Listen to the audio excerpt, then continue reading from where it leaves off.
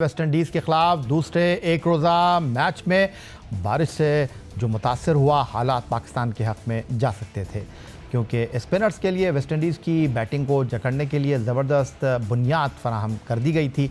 ताहम फैसला कुन मरहले पर सबसे बड़ी कमी एक माहिर स्पिनर की कमी की शिद्दत में महसूस की गई। पांचवें बॉलिंग ऑप्शन के लिए एक बार फिर पार्ट टाइमर पर इन्हिसार, चाहे वो साइम अयूब हो या सलमान अली आगा, पाकिस्तान के लिए महंगा साबित हुआ। इस कमी की वजह से न सिर्फ मतलूबा रन रेट कम हुआ, बल्कि वेस्ट इंडीज़ को मैच में वापस आने का हौसला भी मिला। रदरफोर्ड ने इस लम्हे पर अपनी धुआंधार बल्लेबाजी से खेल का रुख मोड़ दिया और रॉस्टन चेज़ ने आखिरी लम्हात में इसे मजबूत बुनियाद पर जीत में बदल डाला। यूँ एक ऐसी शिकस्त रकम हुई जिसका असल सबब मौसम या बल्लेबाजी नहीं, बल्कि बॉलिंग मनसूबाबंदी का फुकदान दिखाई दिया, जो एक माहिर बॉलर की अदम मौजूदगी ने पैदा किया। वेस्ट इंडीज़ के खिलाफ बारिश से मुतासरा दूसरे एक रोज़ा मैच में पाकिस्तान की बैटिंग कारकर्दगी ऐसी रही जहां पाकिस्तानी बैटर को न सिर्फ मुखालिफ बॉलर बल्कि मौसम और पिच के खिलाफ भी जिद्दोजहद करना पड़ी। टॉस के बाद पहले बल्लेबाजी की दावत कबूल करने के बावजूद ओपनर अब्दुल्ला शफीक और साइम अयूब ने आगाज़ में चंद खूबसूरत बाउंड्री ज़रूर लगाई, लेकिन उनके दरमियान डॉट बॉल की तवील कतार ने रन रेट को जकड़ कर रख दिया। इब्तदाई 10 ओवर में सिर्फ 5 सिंगल लेना इस खुसरवी की सबसे बड़ी अलामत थी। 90 ओवर में जेडन सील्स ने साइम अयूब को आउट करके पाकिस्तान की मुश्किलात में इजाफा किया और 3 गेंदों बाद साबिक कप्तान बाबर आजम को एक शानदार गेंद पर उन्होंने बोल्ड करके वेस्ट इंडीज़ को मुकम्मल बढ़तरी दिलवा दी। कप्तान मोहम्मद रिजवान भी दबाव में आकर पहली 23 गेंदों पर महज 4 रन ही बना सके और मैच के दरमियान में 90 मिनट की बारिश ने बैटिंग का बहाव मज़ीद मुतासर कर दिया। बारिश के बाद भी हालात न बदले, बल्कि ब्लेड्स ने अब्दुल्ला शफीक को आउट करके पाकिस्तान की पेशरफ्त को रोक दिया। मुश्किल कंडीशन में रन बनाना मज़ीद कठिन हो गया और वेस्ट इंडीज़ के स्पिनर और सीम बॉलर्स की यकसा मौसर बॉलिंग से विकेटें गिरती रहीं।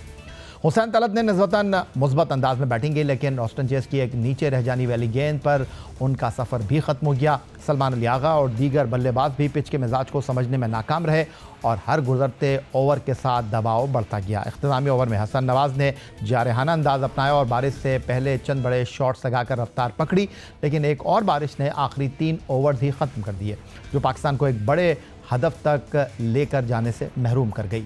यूँ बारिश की बार बार मुदाखलत, मुश्किल पिच और बैटिंग में गैर ज़रूरी सुस्त रवि ने पाकिस्तान को 37 ओवर में 171 रन तक महदूद रखा। ट्रिनिडाद के ब्रायन लारा के स्टेडियम में खेले जाने वाले दूसरे एक रोज़ा मैच में पाकिस्तान ने आगाज़ तो शानदार किया, लेकिन इसके बावजूद फतह गंवा दी और इसका सबसे बड़ा मुहर्रिक एक 5वें माहिर बॉलर की कमी बनी। मैच का आगाज़ पाकिस्तान के हक़ में हुआ था जब ऑलराउंडर हसन अली ने नई गेंद के साथ ख़तरनाक स्विंग से इब्तदाई विकेटें हासिल करके वेस्ट इंडीज़ को दबाव में डाल दिया। स्पिनर्स ने भी दरमियानी ओवर्स में रन रोककर मैच का तवाज़ुन पाकिस्तान के हक़ में कर दिया। सलमान अली आगा और साइम अयूब वेस्ट इंडीज़ के खिलाफ पहले एक रोज़ा मैच में भी ज़्यादा कामयाब नहीं रहे थे। वो पार्ट टाइम स्पिनर हैं, इसलिए साइम ने 48 रन के बदले 1 विकेट ली थी और सलमान अली आगा ने 44 रन देकर एक ही खिलाड़ी को पवेलियन की राह दिखाई थी। दूसरे एक रोज़ा मैच में भी मोहम्मद रिजवान इस कमज़ोरी को बतौर कप्तान न भांप सके। अगरचे 18वें ओवर में सलमान अली आगा को 20 रन की पटाई बर्दाश्त करना पड़ी और साइम अयूब को 27वें ओवर में 16 रन की मार पड़ी और साइम अयूब के ओवर से कबल ये वही लम्हा था जब कामयाब स्पिनर मोहम्मद नवाज़ के ओवर्स का कोटा मुकम्मल हो चुका था। West Indian batter Roston Chase और जस्टिन ग्रेव्स ने मैच की सबसे बड़ी 77 रन की शराकत बनाई। आखिरी ओवर बहुत इत्मीनान के साथ गुजारा और 10 गेंदों पहले ही हदफ 5 विकेट पर हासिल करके सीरीज़ को 1-1 से बराबर कर डाला।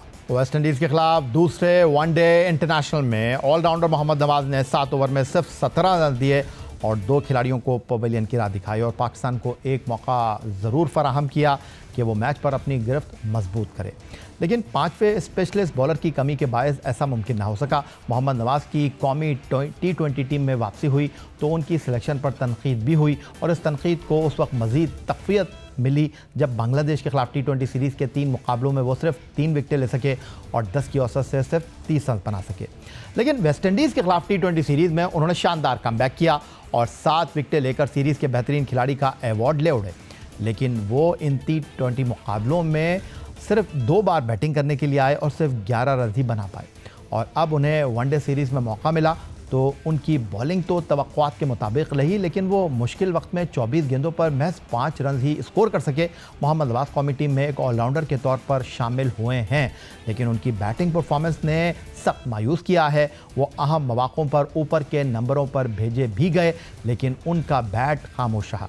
अब सवाल ज़रूर ये उभर रहा है कि अगर मोहम्मद नवाज बैटिंग में परफॉर्म करने में नाकाम हैं तो वेस्टइंडीज़ की स्पिन पिचेस पर और अबरार अहमद के साथ सुफियान मुकीम को शामिल करना सूदमंद नहीं होगा, क्योंकि सुफियान मुकीम अपने इकॉनमी से वाज़ेह फ़र्क पैदा करते हैं। पाकिस्तान T20 टीम के कप्तान ऑलराउंडर सलमान अली आगा की क़यादत में पाकिस्तान को बांग्लादेश के हाथों पहली मरतबा नाकामी का सामना करना पड़ा और ग्रीन शर्ट वेस्ट इंडीज़ के खिलाफ फतह हासिल करने में कामयाब रहे।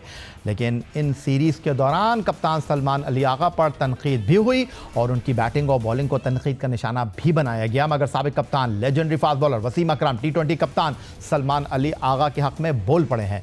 कराची में मीडिया से बातचीत करते हुए उनका कहना था कि वो सलमान अली आगा की कप्तानी से खासे मुतासिर हुए हैं। सलमान अली आगा टीम के लिए कुर्बानी देते हैं। गुज़िश्ता मैचों में टीम के लिए उन्होंने अपनी बैटिंग पोजीशन बदली। जब कप्तान टीम का सोचता है तो उसका खिलाड़ी अच्छा असर लेता है। इम्प्रेस्ड लीडर है, सेक्रीफाइस करता है, वो पता लग जाता है टीम को। लीडर सेक्रीफाइस करे। छोटा सा एग्जांपल है, एक मैच में उसने अपना नंबर 8 पे ले आया। ये छोटी छोटी चीज़ें हैं जो टीम पिक करती है। And well done to him, I think he will do well.